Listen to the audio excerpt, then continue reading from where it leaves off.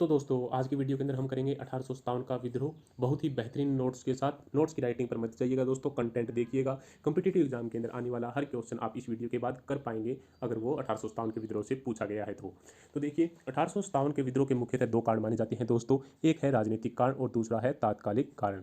अगर हम राजनीतिक कारण देखते हैं तो अंग्रेजों ने यानी 1848 में डलहौजी द्वारा विलय की नीति लाई गई दोस्तों।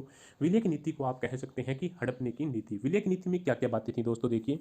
तो अगर किसी राजा का कोई बेटा नहीं है यानी उस राज्य को आगे चलाने के लिए कोई उत्तराधिकारी नहीं है तो उस राज्य के ऊपर ईस्ट इंडिया कंपनी का अधिकार हो जाएगा दोस्तों। यह बात थी विलय की नीति के अंदर।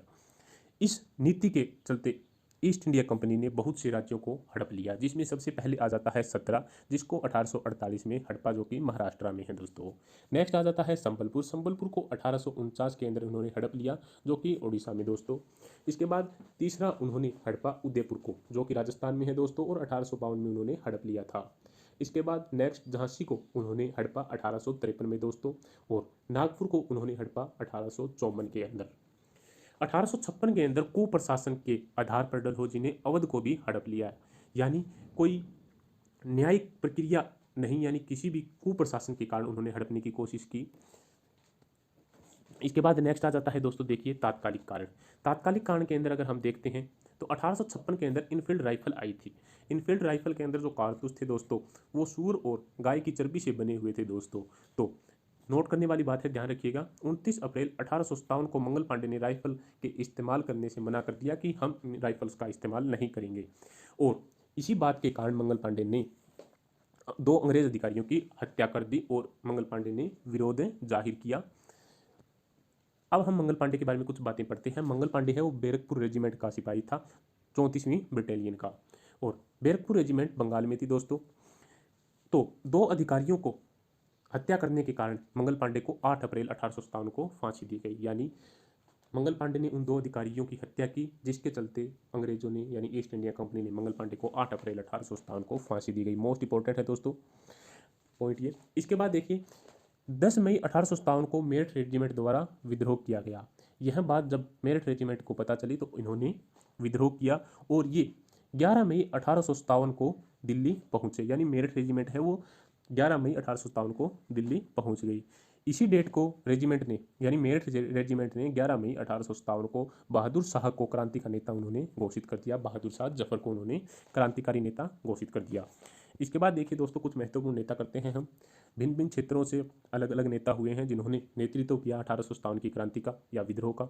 तो दिल्ली से नेतृत्व करने वाले थे बहादुर शाह जफर, परंतु इन्हें नाम मात्र के नेता माना जाता है। वास्तविक रूप से बख्त खां को नेतृत्व के लिए माना जाता है कि बख्त खान ने नेतृत्व किया था वास्तविक तौर पर। कानपुर से अगर देखते हैं तो कानपुर से वास्तविक तौर पर नेतृत्व करने वाले थे तांतिया तोपे, और नाम मात्र के थे नाना साहेब। नाना साहेब को दोंदूपंत भी कहा जाता है दोस्तों। इसके बाद देखिए लखनऊ से नेतृत्व किया था बेगम हजरत महल ने, और झांसी से रानी लक्ष्मीबाई ने नेतृत्व किया। आरा बिहार से राजा कुंवर सिंह ने नेतृत्व किया था 1857 के विद्रोह का दोस्तों, और बरेली से खान बहादुर खान ने विद्रोह किया। नोट करने वाली बात है दोस्तों, कैप्टन हुग रोज ने, यानी एक अंग्रेज अधिकारी है ये, इसके अनुसार रानी लक्ष्मीबाई एकमात्र ऐसी रही जो मर्दों की तरह लड़ी थी दोस्तों।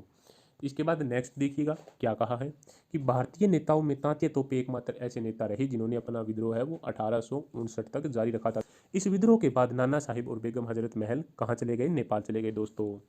अब बात आ जाती है 1857 के विद्रोह के परिणाम क्या निकले, यानी 1857 का विद्रोह तो हो गया, उसके परिणाम क्या निकले।